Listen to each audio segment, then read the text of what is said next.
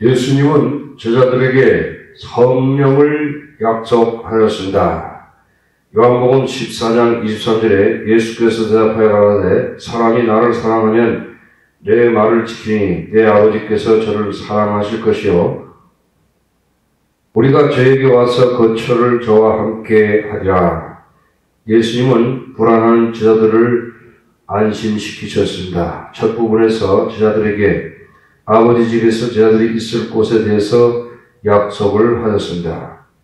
예수님은 하나님 안에 있는 영생을 얻는 길에 대해서 말씀하셨습니다. 둘째 부분에서는 다른 약속, 즉 성령을 주시는 약속을 제자들에게 하셨습니다. 첫째, 예수님을 사랑하는 길은 예수님의 명령을 순종하는 길입니다. 요한복음 14장 15절에 너희가 나를 사랑하면 나의 계명을 지키리라. 이 교훈은 21절과 23절에 두 번 이상 반복해서 말씀하고 있습니다. 예수님을 사랑하는 것은 순종하는 일입니다. 예수님은 오늘날 우리의 사랑의 개념을 고치시기를 원하고 있습니다. 오늘 우리들은 포스트 모더니즘 시대에 살고 있습니다. 인간은 절대주의를 찾는 것을 포기하였기 때문에 인생의 의미와 목적과 가치를 찾을 수가 없습니다. 현대 포스트 모더니즘 인간들은 매우 감성적입니다. 많은 사람들이 쾌락을 찾습니다. 사랑을 감정의 한 부분으로 이해하고 있습니다. 그러나 감정에 사는 사람들은 진리를 보는 안목을 잃어버릴 수 있습니다. 감정에 사는 사람들은 쉽게 감성적이고 비이성적이 됩니다. 이러한 사람들은 자신들을 어떤 사람을 사랑한다고 느끼지만 쉽게 무모하게 행복하게 되고 파괴적이 되어버리고 마는 것입니다. 예수님에게 있어서 사랑은 감정뿐만이 아닙니다. 사랑이라는 말씀을 대하는 태도이고 말씀을 순종하는 것입니다. 예수님을 사랑하는 것은 예수님의 명령을 순종하는 것입니다. 그러면 어떤 명령을 우리는 지켜야 합니까? 요한복음 13장 34절에 새 계명을 너희에게 주노니 서로 사랑하라. 내가 너희를 사랑한 것 같이 너희도 서로 사랑하라. 제자들에게 있어서 어떤 의미가 있습니까? 곧 예수님은 제자들을 떠나게 되실 것입니다. 제자들은 예수님이 죽으심에 대해서 깊은 고통을 겪게 될 것입니다. 제자들은 유대인들이 적대감과 유대인들이 위협에 직면하게 될 것입니다. 제자들은 그들의 꿈이 산산조각 나는 것처럼 느끼게 될 것입니다. 제자들은 가족의 행복하게 지내는 것과 안전한 미래에 대한 보장이 불가능하게 여겨지게 될 것입니다. 제자들은 엠마오로 내려가는 두 제자와 같이 도망가고 싶은 마음이 들 것입니다. 그러나 예수님은 서로 사랑하라. 내가 너희를 사랑한 것 같이 너희도 서로 사랑하라고 명령하셨습니다. 그 뜻은 각자 자신을 생각하는 것보다 서로 돌아보고 격려하라는 것입니다. 저들은 그들이 정신적인 고통을 생각하기 전에 서로 사랑해야 했었습니다. 사랑은 예수님과 예수님의 양떼와 예수님의 사역에 대한 헌신입니다. 많은 그리스도인들이 예수님의 명령을 순종하지 아니하는 명목상의 그리스도인들이 많습니다. 많은 그리스도인들이 교회에 출석하지만 예수님 안에서 지체를 사랑하는 데 헌신하지 않습니다. 예수님께 순종하고 사랑하는 것은 교회 출석보다 더 중요한 것입니다. 하나님이 선교에 순종하는 교회의 지체들을 섬기는 데 더 헌신해야 하는 것입니다. 둘째, 아버지께서 또 다른 보혜사를 너희에게 주시리라.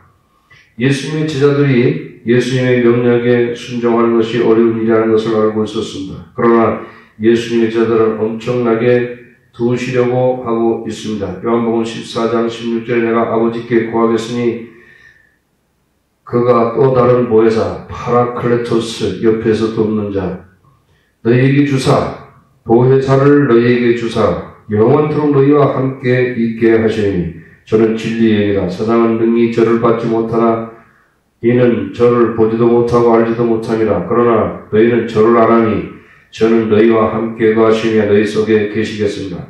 예수님은 아버지로부터 도우시는 분을 보내시겠다고 말씀하셨습니다. 물론 그분은 성령님이십니다. 예수님은 성령을 또 다른 보혜사라고 말씀합니다. 성령님은 예수님과 같이 제자들에게 보혜사가 되십니다. 예수님은 뛰어난 상담, 원더풀 카운슬러이십니다. 예수님은 제자들에게 대해서 모든 것을 아십니다. 요한복음 1장 47절에 예수께서 나다나엘이 자기에게 오는 것을 보시고 그를 가리켜 가라사대 보라 이는 참 이스라엘 사람이라 그 속에 간사한 것이 없도다. 예수님은 항상 제자들의 문제가 무엇인지를 다 아셨습니다. 예수님은 제자들의 영혼을 거룩하게 하는 말씀을 항상 하셨습니다. 요한복음 15장 3절에 너희는 내가 일러준 말로 이미 깨끗하였으니 예수님은 제자들이 희망이 없을 때 제자들 안에 희망을 심으셨습니다. 요한복음 1장 42절에 데리고 예수께로 오니 예수께서 모시고 가라사대 내가 요한의 아들 시몬이니 장차 게바라 하리라 하시니라. 게바는 번역하면 베드로라. 예수님은 제자들에게 이기주의를 극복하고 선한 목자로서 하나님의 종정을 갖도록 동기부여를 하셨습니다. 요한복음 6장 5절에 예수께서 눈을 들어 큰 무리가 자기에게 나오는 것을 보시고 빌립에게 이르시되 우리가 어디서 떡을 사서 이 사람들로 먹게 하겠느냐. 예수님은 제자들에게 영생의 약속과 하나님의 나라에 대해서 희망을 심으셨습니다. 요한복음 14장 2절에 내 아버지 집에 거할 곳이 많도다. 그렇지 않으면 너희에게 일렀으리라. 내가 너희를 위하여 처소를 예비하러 가느니. 예수님께서는 제자들을 떠나 가실지라도 보혜사 성령이 오셔서 제자들을 도우실 것이라고 말씀하고 있습니다. 보혜사란 헬라어로 파라클레토스인데 위로자, 도우시는 자, 옹호자, 컴포터 그런 것이 번역하고 있습니다. 킹제임스판에는 위로자라고 컴포터라고 말하고 있습니다. 우리는 위로자라는 것을 슬픔을 극복하도록 감정에 도움을 주는 자로 생각하고 있습니다. 위로자는 우리가 약할 때 우리의 힘의 원천이 되십니다. 위로자는 견딜 수 없을 때 능력을 주십니다. 위로자는 세계 선교를 승리롭게 감당할 수 있도록 역사하십니다. 예수님은 제자들에게 위로자를 주셔서 영원토록 함께 계시게 하시겠다고 약속하셨습니다. 성육신하신 예수님께서 함께 계시지 못할 때 성령께서 제자들에게 함께 위로자로 있겠다고 말씀하셨습니다. 성령께서 시간과 공간에 제약을 받으시지 않으십니다. 성령은 결코 제자들을 떠나서 어디론가 가시지 않으십니다. 성령은 제자들과 영원토록 함께 하실 것입니다. 더 나아가서 성령은 많은 사람들에게 함께 하실 수 있으십니다. 계시록 1장 4절에 요한은 아시아에 있는 7 교회에 편지하노니 이제도 계시고 전에도 계시고 장차 오실 이와 그 보좌 앞에 7 영과 또 충성된 증인으로 죽은 자들 가운데서 먼저 나시고 땅의 임금들이 머리가 되신 예수 그리스도로 말미암아 은혜와 평강이 너에게 있기를 원하노라. 우리를 사랑하사 그의 피로 우리 죄에서 우리를 해방하시고 요한은 여기서 하나님 보좌 앞에 7 영을 말씀하고 있습니다. 이것은 또한 7배의 성령으로 해석할 수 있습니다. 성령은 아시아에 있는 7 교회 7 장소에 동시에 계실 수 있으시다는 것입니다. 예수님은 성령을 진리의 영이라고 부르십니다. 반대로 예수님은 마귀를 거짓의 아비라고 말씀하고 있습니다. 요한복음 8장 40절에 너희는 너희 아비 마귀에게 났으니 너희 아비의 욕심을 너희도 행하고자 하느니라. 저는 처음부터 살인한 자요 진리가 그 속에 없으므로 진리에 서지 못하고 거짓을 말할 때마다 제 것으로 말하나니 이는 저가 거짓말장이요 거짓의 아비가 되었습니다. 거짓말하는 마귀는 온 세상을 어지럽히고 있습니다. 계시록 12장 9절에 큰 용이 내어 쫓기니 옛뱀 곧 마귀라고도 하고 사탄이라고 하는 온 천하를 꿰는 자라. 땅으로 내어 쫓기니 그의 사자들도 저와 함께 내어 쫓기니라. 여기서 마귀를 온 세상을 속이는 자라고 말씀하고 있습니다. 그 많은 거짓말 중에 하나님의 존재를 부인하는 진화론의 이론과 기독교에 반대하는 무슬림의 코란에 있고 서양 문화 안에서 영적인 생활을 근절하려는 세속적인 인본주의가 있습니다. 이외에 많은 것들이 있습니다. 우리는 속이는 세상 안에 살고 있습니다. 성령의 도우심이 없이는 우리는 잘못 갈 수밖에 없습니다. 성령은 진리의 영이십니다. 성령은 우리가 진리에 관심을 갖도록 하고 진리를 알고 진리를 따르도록 도우십니다. 요한복음 14장 17절에 저는 진리의 영이라 세상은 능히 저희를 받지 못하나니 이는 저를 보지도 못하고 알지도 못하니라. 그러나 너희는 저를 아나니 저는 너희와 함께 거하시며 또 너희 속에 계시겠으나 세상은 성령을 받을 수 없습니다. 오순절날에 성령이 제자들에게 강하게 임하였습니다. 어떤 세상 사람들은 그 일을 증거하였습니다. 이들은 제자들이 술에 취했다고 말하고 있습니다.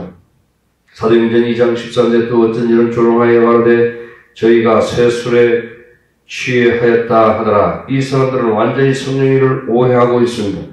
오늘날에도 성령의 놀라운 역사가 일어나고 있습니다. 그러나 성령님께서 전혀 관심을 가지고 있지 아니하고 완전히 오해하고 있고 성령을 받지도 아니합니다.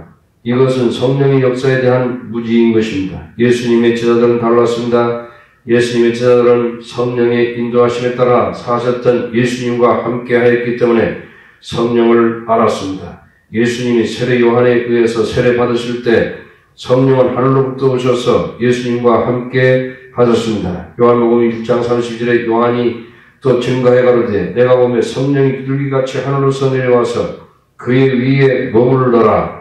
성령은 40일 금식기도를 통하여 마귀의 시험을 이기도록 광야로 이끄셨습니다. 성령은 예수님으로 하여금 병자를 고치고 귀신을 내쫓고 많은 이적을 행하도록 능력을 주셨습니다. 히브리서 9장 14절에 하물며 영원하신 성령으로 말미암아 흠없는 자기를 하나님께 드린 그리스도의 피가 어찌 너희 양심으로 죽은 행실에서 깨끗하게 하고 살아계신 하나님을 섬기게 하지 못하겠느냐.